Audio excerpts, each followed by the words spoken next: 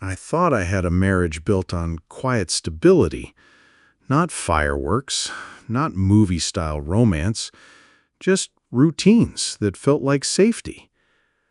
I woke up next to her every day. We had breakfast together before work. We managed bills, kids, groceries. Weekends were for errands and family dinners. It wasn't exciting, but it was ours. And for a long time, I truly believed that was enough. Love to me was in the little things. A hand on the shoulder, her humming in the kitchen, the way she laughed at my bad jokes. At least, that's what I believed. It didn't happen overnight. At first, it was small things, the kind of shifts you notice but brush off. She lingered by the window longer than usual, staring at nothing in particular. Her phone became an extension of her hand, always nearby, face down when I walked into the room. I told myself it was stress. Work had been heavier for her. The kids were growing up and pulling away. Maybe it was just age, maybe a passing phase. But deep down, I felt it. Something was off. I tried to ignore it because ignoring was easier than facing the possibility that my safe, steady world wasn't as solid as I believed. I doubled down on effort, like love could be repaired with gestures. I brought home flowers on random Tuesdays, cooked dinner when she was too tired, spoke gently, even when I felt like screaming inside. But her smile never reached her eyes anymore. She started leaving earlier for work, coming home later. Always a reason. A late meeting, traffic, a friend who needed her. I told myself not to push. If I asked too many questions, maybe I'd sound paranoid. Maybe I'd drive her even further away. So I played the part of the patient husband while she slipped further out of my hands. I felt her fading, like music slowly turning down in a room you didn't realize had gone quiet. And still, I stayed silent. It wasn't a fight. There was no screaming, no slammed doors. We were just sitting at the kitchen table. The tea between us had gone cold. Her hands trembled, but her voice didn't. She looked at me and said the words that broke the air open. It was him. Just once. I don't know why. I didn't yell. I didn't throw anything. I didn't beg her to take it back. I just stood up and walked out. I walked for hours, through empty streets, past houses where the lights were still on. Behind every window, I imagined couples who still trusted each other, couples who still believed in forever. The night was cold, but I barely felt it. Inside me, something had already burned down. When I finally came back, it wasn't for her. It was for the kids. They didn't deserve to wake up to an empty house. They didn't deserve to see their dad unravel. But the truth is, I wasn't the same man anymore. Something inside me had cracked, and I knew it would never fully heal. We're not together anymore. Not in the way we once were. She says she's finding herself, whatever that means. I'm the one who stayed behind, picking up the pieces. The house, the kids, the routines.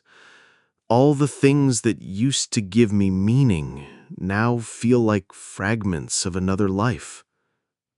Some days I wonder if we both just fell asleep inside our marriage. Years blurred into years. We stopped reaching for each other. And maybe that silence became the perfect place for betrayal to grow. I don't know if I've forgiven her. Hell, I don't even know if forgiveness is possible. But I'm still here, breathing, living, trying to learn who I am without her. And maybe for the first time in decades, I'm learning to be myself again. That's the part that guts me. It's not just about me and her anymore. It's about them, our children. They're not little kids anymore, but still, they sense things. They see the distance. They notice the empty chair at dinner, the hushed tones, the way the air changes when her name comes up. My son asked me once, "Dad, are you and Mom still in love?" I froze. I wanted to lie, to give him the comfort he deserved, but the words caught in my throat. My daughter avoids the subject altogether. She distracts herself with school, friends, her phone. But sometimes, when she thinks I'm not looking, I see that flicker of worry in her eyes. I can't explain to them why the woman I promised forever to isn't beside me anymore. How do you tell your kids that trust, the very thing that held their family together, was broken? So I just don't. I tell them I love them. That's all I can give right now. But I know they want more answers than I can give. It's like I'm stuck in a loop. I'll be washing dishes, driving to work, or just lying in bed, and suddenly my brain rewinds to all those little moments. The missed signs, the red flags I brushed off, the times I thought she was just tired or just busy. I remember the mornings when she lingered too long over her phone. The evenings when she came home later and later, her excuses polished, almost rehearsed. And me, nodding along, convincing myself not to make a scene. It's brutal, because now I can't separate the real memories from the lies that hid inside them. Was that vacation smile genuine? Was her laughter during family movie night real? Or was I just holding a hand that already wanted to let go? I torture myself with these thoughts, even though I know it's useless. The past won't change, no matter how many times I replay it. But the worst part? Sometimes I wonder if I ignored it all on purpose. Because maybe deep down, I was too scared to admit my marriage was slipping away. After the confession, I was drowning. I didn't know how to process it. So I did the only thing that felt responsible. I signed us up for couples therapy. She agreed, maybe out of guilt, maybe out of some leftover care for me, maybe both. At first, I thought it might help. We sat in that office, two broken people trying to glue something back together. The therapist asked the usual questions. When did you stop feeling close? What do you need from each other now? But every time I looked at her, I saw him. Every time she opened her mouth, I heard lies echoing underneath her words. She wanted to talk about moving forward. I wanted to scream about the past. She wanted healing. I wanted the truth. And nothing she said ever felt like enough. By the third session, I realized it wasn't working. I wasn't ready to forgive.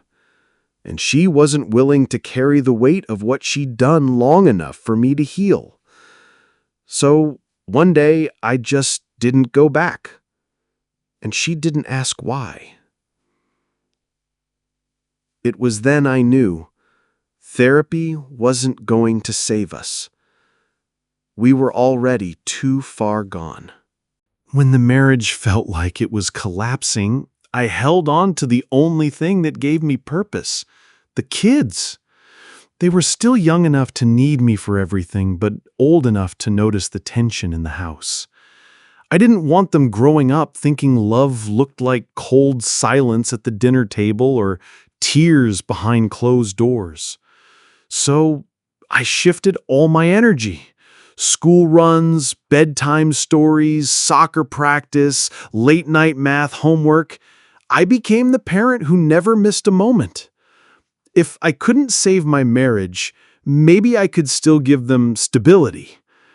Ironically, in some ways, I felt closer to them than I ever had before. They started coming to me for advice, opening up in ways they never had when their mom was still the warm one.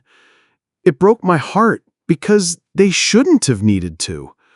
She was still around, of course, but emotionally she was drifting, and I couldn't fix that. All I could do was make sure they knew at least one parent was unshakably present. And maybe, deep down, it was my way of proving to myself that I was still good, that I could still be someone worth trusting. At home, I was the father who held everything together, cooking dinners, folding laundry, helping with projects, being the steady presence the kids needed. But inside, I was falling apart. There was this version of me that still wanted to believe in the marriage, in the woman I had shared 20 years with, the same woman I once thought I'd grow old beside. I kept hoping that maybe, one day, she would come back to me, that she'd realize what she'd risked and fight to rebuild. And then there was the other version of me, the man who felt betrayed, hollowed out and tired of waiting. He wanted to scream, to leave, to stop carrying the weight of a love that no longer existed. It was exhausting living in those two skins, smiling at the kids while inside I was splitting in half, acting like the dependable partner when truthfully I couldn't even look at her without feeling the sting of what she'd done. Some days I felt like I was playing husband in a play where the audience, my children, couldn't know the truth. And that role was eating me alive. It happened on an ordinary Thursday night. Dinner was over, the kids had scattered to their rooms, and it was just the two of us, sitting in the living room. The silence was heavy, the kind that presses down on you until you either break it or suffocate under it. For weeks, I'd been holding myself together, smiling when I didn't want to, nodding when she spoke, pretending like we were still a team for the sake of the house and the family. But that night, something inside me cracked. I looked at her, really looked at her, and I couldn't keep it in anymore. "You don't love me, do you?" I said. My voice came out lower than I expected, almost like I was afraid of the words themselves. She froze. She didn't answer right away, and that pause, that awful, stretching pause, was louder than anything she could have said. Finally, she whispered, "I don't know." And in that moment, I felt every wall I had built up around myself crumble. I didn't shout. I didn't break things. I just sat there, staring at a woman I once would have bet everything on, realizing that even after all this time, I might be the only one still fighting for us. After that night, I stopped trying to pretend everything was okay. There was no point in forcing a smile when it felt like my chest was hollow. But while my marriage was unraveling, there were still two people in that house who looked at me like I was their entire world. My kids. Every morning they'd come bounding into the kitchen, asking for cereal or telling me about something silly that happened at school. Their laughter, their little arguments, their chaos, it pulled me out of my own head. I realized quickly that I didn't have the luxury of breaking down completely. They needed me. They needed stability when everything else was falling apart. So I threw myself into fatherhood. I helped with homework, I packed lunches, I sat through every soccer game and school recital. I made sure they knew, beyond any doubt, that while one part of their family might be slipping, the foundation beneath them was still strong. Some nights, when they were asleep, I'd sit in their rooms just listening to them breathe, reminding myself why I couldn't give up, why I had to keep going. Because love, I learned, isn't always about the person you chose. Sometimes it's about the ones who chose you without even realizing it. At first, everything in my world still revolved around her. Even after the betrayal, I'd catch myself checking my phone, wondering if she'd text, hoping she'd call. It was pathetic. Like some muscle memory I couldn't shake. But little by little, I started redirecting that energy. I joined a gym, partly to burn out the anger, partly to exhaust myself enough to sleep at night. I picked up hobbies I'd shelved years ago, reading novels, tinkering with old vinyls, even learning how to cook meals that weren't just dad food. Friends I had neglected suddenly became my lifeline. Grabbing beers after work, late-night talks, poker nights, I realized how much of myself I had given up just to maintain the illusion of a stable marriage. And then there was work. I stopped phoning it in. I took on projects I'd been avoiding, challenged myself, and for the first time in years, I started to feel a sense of pride in what I was doing. It wasn't about forgetting her. It wasn't about revenge. It was about proving to myself that I could exist outside of being her husband. Because if I was ever going to heal, I had to stop orbiting her completely. I always imagined healing as this clean process. Like one day I'd wake up and the weight would be gone. The betrayal would fade and I'd feel normal again. But the truth is, it's messier.